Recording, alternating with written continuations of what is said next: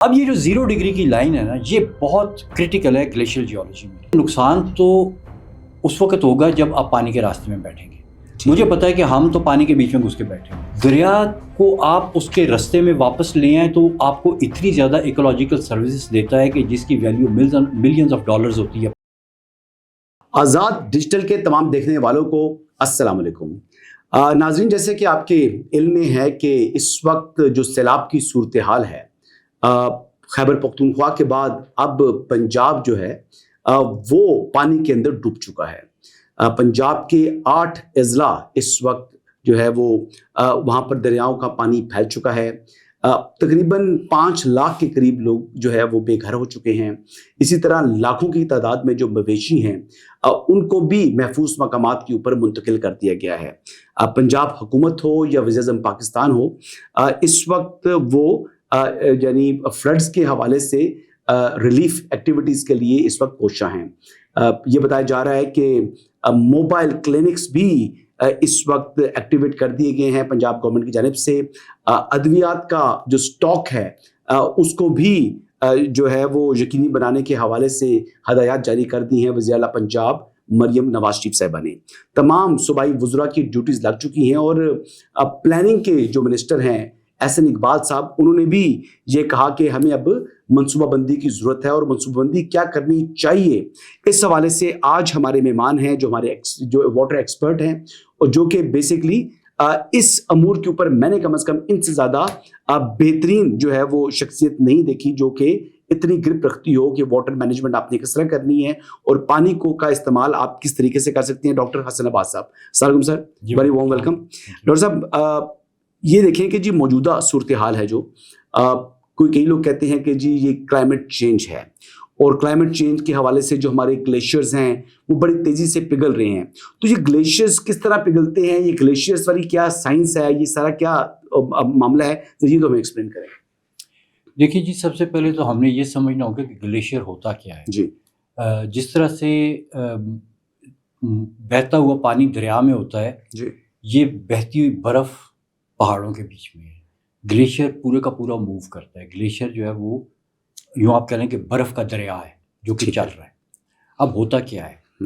ہوتا یہ ہے کہ ایک ماؤنٹین ویلی ہے، اس ویلی کے بیچ میں برف پڑی، ٹھیک ہے، اس سے پہلے کہ وہ برف پگھلے اس کے اوپر اور برف پڑ گئی، اور اگر یہ کلائمیٹ کنڈیشنز اس طرح کی ہیں کہ برف پگھلنے سے پہلے نئی برف آ جاتی ہے، تو کرتے کرتے لیئرز میں گلیشیئر جو ہے وہ یا برف جو ہے وہ اس پوری ویلی کو برف سے بھر دیتی ہے، فل کر دیتی ہے، جی فل کر دیتی ہے، اور یہ ٹریلینز آف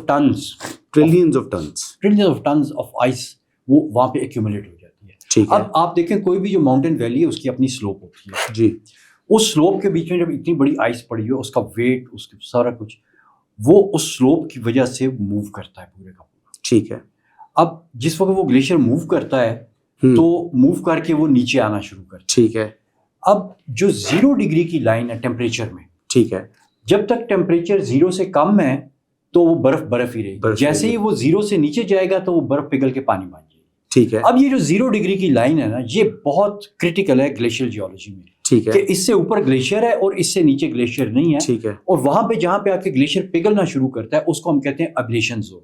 ٹھیک ہے، وہاں سے گلیشیئر میں سے، اور وہاں سے یہ وہ پوائنٹ ہے جہاں سے گلیشیئر پانی دے رہا ہے، کیونکہ اس کے بعد میں وہ ویلی جو ہے وہ اس میں گلیشیئر نہیں موو کر، اس میں پانی موو کر، وہ دریا بن جاتے ہیں۔ ٹھیک ہے، تو یہ گلیشیئر فیڈ ریورز بنتے ہیں، رائٹ، اچھا اوکے۔ اب اس میں آپ نے ابھی سنا ہے کہ وہ گلیشیئر لیک آؤٹ بسٹ ہو گیا، گلیشیئر لیک پھٹ گئی، جی، یہ گلیشیئر لیک کیا ہے؟ جی سر، اب آپ یہ دیکھیں کہ یہ جس وقت اتنا بڑا آپ یوں سمجھیں کہ وہ سالڈ پیس آف آئس ہے، جی، وہ بہت ہیوی ہے اور وہ موو کرتا ہوا آ رہا ہے ماؤنٹین ویلی میں، وہ اس ویلی کو چیرتا ہوا آ رہا ہے۔ ٹھیک ہے، اٹس اے ویری بگ، جو آپ کی یوں کہہ لیں کہ ایروسو فورس ہے، one of the greatest erosive forces is glacier. وہ اس ویلی کی پہاڑوں کو توڑتا ہوا چیرتا ہوا آ رہا ہے، جس طرح ایک بلڈوزر نہیں موو کرتا، اس کے بلیڈ کے آگے آپ دیکھیں تو وہ پہاڑ سا بن جاتا ہے، پہاڑ سا مٹی کا بن جاتا ہے، اور جو اس سے ہٹتا ہے وہ سائڈوں کے اوپر چھوٹا پہاڑ بن رہا ہوتا ہے۔ ٹھیک ہے، اب جب گلیشیئر اس طرح سے کر کے موو کرتا ہے نا، تو اس کے آگے بھی بہت زیادہ پتھروں کا پہاڑ بن رہا ہوتا ہے، جی، اور اس کے سائڈوں پہ جو پتھر رہ جاتے ہیں وہ سائڈوں پہ آ جاتے ہیں، جی، وہ بند رہا ہوتا ہے، یہ ایک طرح کا بند بن جاتا ہے۔ ٹھیک ہے، اس بند کو گلیشیئر ٹرمز میں کہتے ہیں گلیشیئر مورین۔ مورین، اچھا اب جس وقت یہ گلیشیئر مورین آ رہا ہے تو اس کے جہاں پہ وہ ابلیشن زون آتا ہے وہاں پہ آ کے اب گلیشیئر رک گیا. ٹھیک ہے. کیونکہ اس کے بعد میں پانی چل رہا ہے. ٹھیک ہے. اور یہ جو جہاں پہ یہ ابلیشن زون بنتا ہے 0 ڈگری گرمیوں میں اوپر چلا جاتا ہے جی اور سردیوں میں نیچے آ جاتا ہے. ٹھیک ہے. سردیوں میں وہ جو اس کا ماؤتھ ہے یا اینڈ جو ہے گلیشیئر کا فیس اس کا جو اینڈ ہے وہاں پر وہ لیک بن جاتی ہوگی. وہ نہیں سردیوں میں وہ مورین کو ٹچ کر رہا ہے. مورین کو ٹچ کر رہا ہے. اور اگر سردیوں میں موو کرتا ہے تو مورین پورے کا پورا آگے جائے گا. ٹھیک ہے. اور اگر گرمیاں آ گئی ہیں تو اب وہ مورین سے پیچھے مورین اپنی جگہ پہ کھڑا ہے. ٹھیک ہے. اور وہ آگے جو ہے نا دونوں سائڈ پہ وہ تینوں سائڈ پہ مورین آ گیا, ایک طرف گلیشیئر آ گیا, اس میں جو پانی نکلا ہے وہ اس مورین کے بیچ میں ایک لیک بن گئی. اچھا یہ لیک جو ہے بہت بڑی بھی ہو سکتی ہے. اور اگر کبھی گرمی زیادہ ہو جائے, گلیشیئر کا پانی زیادہ پگھل جائے تو وہ اس گلیشیئر کی جو لیک بنی ہوئی ہے اس کے آگے وہ جو بند بنا ہوا ہے توڑ دے گا اس کو, وہ اس کو توڑ دے گا. جب وہ توڑتا ہے تو اس کو ہم کہتے ہیں گلیشیئر لیک آؤٹ برسٹ, کیونکہ اس میں بہت ڈیپینڈ کرتا ہے کہ گلیشیئر لیک کا کیا سائز ہے. جی بے شمار پانی بہت تھوڑے ٹائم میں وہاں سے ریلیز ہوتا ہے.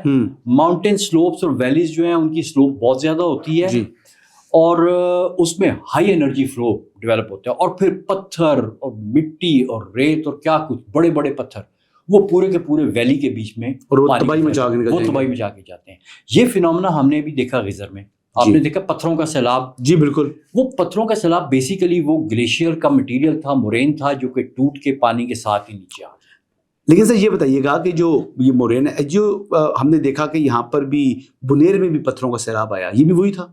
نہیں بنیر میں گلیشیئر نہیں تھا جی. بنیر کی جو ہے نا ڈائنامکس وہ کافی ڈفرینٹ ہیں. وہ کیا ہے آپ کی؟ وہ اس طرح سے ہے کہ وہ ادھر جو ہے نا وہ فارسٹ تھا بہت زیادہ. ٹھیک ہے. وہ فارسٹ آہستہ آہستہ وہاں پہ ریموو ہو گیا. ٹھیک ہے. اور فارسٹ جو ہے وہ سوائلز بناتا ہوتا ہے, مٹی بناتا ہوتا ہے جس میں یہ کلے اور چھوٹا جو مٹی کا, اور اس کے بیچ میں کیونکہ وہ ماؤنٹینس ایریا تو اس کے بیچ میں جیولوجی میں وہ ماؤنٹینز وغیرہ بھی بریک ہوئی ہے تو بڑے بڑے پتھر بھی ہوتے ہیں. تو وہ اس مٹی کے بیچ میں, جیسے مری ہلز میں بھی اگر آپ دیکھیں کبھی کبھی لینڈ سلائڈنگ ہوتی ہے, مٹی بھی بہت زیادہ ہے اور اس کے بیچ میں پتھر بھی ہیں. جی. اور وہ پتھروں کی آپس میں انٹرلاکنگ کم ہے, مطلب ایک پتھر ادھر ہے ایک ادھر ہے, درمیان میں مٹی چھٹی ہے. جی. تو وہ انٹرلاک نہیں ہے. صحیح ہے. تو اس میں جس وقت اوپر سے بہت زیادہ بارش ہوئی ہے وہ مٹی لوز ہوئی ہے اور اس کے بیچ میں سے جڑیں وغیرہ جو ہیں وہ نہیں تھیں. تو وہ پوری کی پوری مٹی جو ہے نا وہ لینڈ سلائڈ کے ساتھ بنی ہے, وہ پھر پتھروں کا سیلاب بنا ہے اور وہ پھر پتھر بھی رول ہو کے آئے ہیں. تو وہ بھی ایک مطلب ہے کہ ہائی انرجی رین فال ایونٹ, فارسٹ کا کور نکل گیا, چھوٹے پارٹیکل تھے. تو یہ ٹمبر مافیا بھی جو موجودہ اس وقت آ رہے ہیں ہمارے اوپر, ایک قسم کی عذاب آ رہے ہیں یا آفت آ رہی ہے, قدرتی آفت آ رہی ہے, اس کا ایک موجب جو ہے وہ جو فورسٹ کو جو ہم نے ڈی فورسٹنگ کی طرف جا رہے ہیں, یہ اس فیکٹر ہے اس کا. سر یہ بتائیں کہ جو پنجاب کے حوالے سے ہم دیکھ رہے ہیں کہ اب یہاں پر بھی فلڈز آ رہے ہیں, تو انڈیا سائڈ سے جو ہے وہ نقصانات کہتے ہیں کم ہوئے ہیں اور اس طرف نقصانات زیادہ بڑھ رہے ہیں. یہ کلیم ہے جی ہمارے لوگوں کا, آپ اس سے ایگری کرتے ہیں؟ اور اگر آپ سمجھتے ہیں کہ جی کیا وجہ ہے کہ وہاں پر نقصانات کم ہوئے اور یہاں پر زیادہ ہو رہے ہیں؟ دیکھیے میں نے یہ نقصانات دونوں طرف کے نہیں دیکھے, مطلب کوئی کمپیریزن نہیں کیا. اپنوں کا مجھے پتہ ہے, ان کا مجھے کوئی آئیڈیا نہیں. ٹھیک ہے. اگر یہ کوئی کہہ رہا ہے کہ ادھر کم ہوئے ادھر زیادہ ہوئے تو یہ ممکن ہو سکتا ہے, کیونکہ اگر دیکھیں نقصان تو اس وقت ہوگا جب آپ پانی کے راستے میں بیٹھیں گے. مجھے پتا ہے کہ ہم تو پانی کے بیچ میں گھس کے بیٹھے ہوئے ہیں. ٹھیک ہے. ہمیں 1960 میں یہ ٹریٹی کرنے کے بعد بتا دیا گیا کہ جناب یہ دریا تو اب انڈیا کا ہو گیا, اب ادھر پانی نہیں آئے گا. اور اگر آپ تھوڑا سا پیچھے جائیں, 3-4 سال پیچھے چلے جائیں, 5-6 سال پیچھے چلے جائیں, تو ہمارے وزیر اعظم تھے, انہوں نے راوی کے کنارے پہ کھڑے ہو کے یہ بات کی کہ یہ تو سوکھا نالا رہ گیا اور اب یہ نالا بن گیا, تو اس لیے اب ہم ادھر جو بہت بڑی ڈیولپمنٹ شہر بسانے جا رہے ہیں. انہوں نے کہا تھا یہاں پر سیوریج ڈالی جائے گی, پورا گند جائے گا اندر. ہاں, تو مطلب ہے کہ ہمیں یہ بتا دیا گیا کہ بھئی یہ دریا اب ادھر چلا گیا ہے, اب یہ دریا جو ہے اس کی زمین اس پہ بے شک قبضہ کرو. تو مطلب تو اس لیے پھر لوگ بیچ میں آگے, وہ ایگریکلچر لینڈ تھا وہ آپ نے ہاؤسنگ سوسائٹی کو دے دیا, ادھر ڈیولپمنٹ شروع ہو گئی.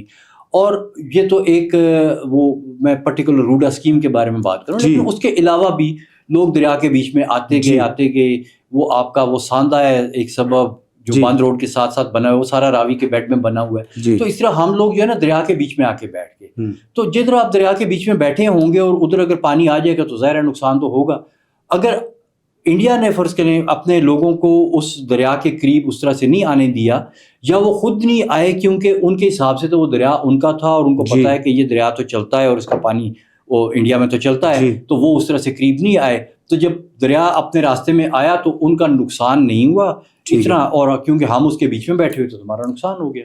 تو ابھی ان نقصانات کو آئندہ آنے والے سالوں میں کم کرنے کے لیے ہم کیا کر سکتے ہیں؟ دیکھیں ہمیں کلیئر کر دیں ریورس کے اندر. دیکھیے الٹیمیٹ ایم تو یہی ہونا چاہیے کہ ہم بالکل اس کا راستہ کھول دیں, اور جو چھوٹی موٹی چیز جو نہیں ادھر سے نکل سکتی اس کا ہم پراپر رسک مینجمنٹ پلان. لیکن یہ کام ایک دن میں ہونے والا نہیں ہے. یہ کوئی بلڈوزر لگا کے آپ لوگوں کے گھر گرا دیں, پراپرٹیز گرا دیں, انڈسٹری گرا دیں, وہ بھی درست طریقہ نہیں ہے. آپ نے لوگوں کو انسینٹیوائز کرنا ہے, فورس کرنا ہے, ریلوکیٹ کرنا ہے وہاں سے ان اے ویری ڈیٹیلڈ پلان جس کے بیچ میں منیمم سوشل اور اکنامک امپیکٹ ہو, اور لوگ وہاں سے جو ہے نا وہ امیکیبلی نکل جائیں. اور اس کا جو سب سے اچھا ایک ہوتا ہے طریقہ لوگوں کو وہاں سے امیکیبلی نکالنے کا, وہ انسینٹیو دینا ہوتا ہے. تو آپ ان کو کوئی نہ کوئی انسینٹیوز دیں وہاں سے نکلنے کے, کہ بھائی اگر آپ فرض کریں پہلے اگلے فلڈ سے پہلے جو نکلے گا اس کو اتنا بڑا انسینٹیو ملے گا, جو 2 سال میں نکلے گا اس کو اتنا ملے گا, جو نہیں نکلے گا اس کو کچھ نہیں ملے گا. صحیح. تو یہ اس طرح سے نا مطلب بہت سے کیرٹ اینڈ اسٹک, تو یہ اپروچز تو بہت سی ہیں. یہ آپ کو سوشل سائنٹسٹ بھی, اکانومسٹ بھی یہ بتائیں گے آپ کو کیا کرنا, لیکن الٹیمیٹ ایم گورنمنٹ کا ہونا چاہیے اور کوئی ٹارگیٹ ہونا چاہیے ٹائم لائن میں کہ جی اس ٹائم تک اتنے % لوگ نکل جائیں, اس ٹائم تک کتنے نکل جائیں, اور اس میں پھر آپ پرائرٹائز کریں سیکٹرز کو. اگر انڈسٹری ہے تو انڈسٹری کا کیونکہ ملک کی اکانومی اور معیشت سے بھی گہرا تعلق ہوتا ہے, لوگوں کی جاب سے بھی گہرا تعلق ہوتا ہے, تو سب سے پہلے آپ انڈسٹریز کو وہاں سے شفٹ کریں. ٹھیک ہے, پھر آپ اس کے بعد میں کرتے باقی سیکٹرز کو جو ہے وہاں سے نکالیں. لیکن میں نے ایک مثال دی ہے انڈسٹری کی, ہو سکتا ہے جو آپ کا جو سوشل سائنٹسٹ ہے اس کی پرائرٹی جو ہے وہ کوئی اور جسٹیفائی کرے, واٹ ایور. ایکسپرٹس کو آپ انوالو کریں اس کام کے لیے, اور الٹیمیٹ ایم کہ آپ نے دریا کا راستہ خالی چھوڑنا ہے. اچھا, اس کے علاوہ جو یہ پانی فلڈز آتے ہیں, اس پانی کو یوٹیلائز کر سکتے ہیں کس طریقے سے؟ دیکھیے پانی تو خود بخود یوٹیلائز ہو جاتا ہے. اگر آپ نے دریا کا راستہ کھلا چھوڑا ہوا ہے نا, تو ایک چیز ہم ٹرم استعمال کرتے ہیں ایکولوجیکل سروسز. ٹھیک ہے, دریا کو آپ اس کے رستے میں واپس لے آئیں تو آپ کو اتنی زیادہ ایکولوجیکل سروسز دیتا ہے کہ جس کی ویلیو ملینز آف ڈالرز ہوتی ہے پانی. جی ٹھیک ہے. آپ کا دریا کا جو نیچرل کوریڈور ہے وہ پانی کو کلین کرتا ہے, جی پانی کو سٹور کرتا ہے, ہوا کو صاف کرتا ہے, کاربن کو سیکویسٹر کرتا ہے. یہ جو آپ کے اس وقت مسائل چل رہے ہیں, کوئی فاگ کے چل رہے ہیں, کوئی اسموگ کے چل رہے ہیں, کوئی ایئر پولیوشن کے چل رہے ہیں, کوئی ویزیبلٹی کے چل رہے ہیں, کوئی ایستھمے کے چل رہے ہیں, لوگ بیمار ہو رہے ہیں, یہ ساری چیزیں اگر آپ کا وہاں پہ پرفضا مقام بن جاتا ہے جس کے بیچ میں درخت ہیں, نباتات ہیں, ویٹ لینڈز ہیں, فریش فش ہے, جی, تو آپ کو مطلب وہاں سے پروٹین بھی مل رہا ہے, بزنس بھی ہو رہا ہے, ریکریشن بھی ہو رہی ہے, اور وہ ساری چیزیں جب ہوں گی تو ایک تازہ ہوا آپ کو ملے گی. تازہ ہوا تو آج کل ایک جو ہے وہ نعمت ہے, بالکل نعمت ہے, لگژری ہے. تو آپ لوگوں کے ہیلتھ اچھی ہوگی, سارا کچھ ہوگا. وہ سارے ایکولوجیکل سروسز آپ کو کہاں سے ملی ہیں؟ سمپلی آپ نے دریا کو اس کا راستہ دے دیا.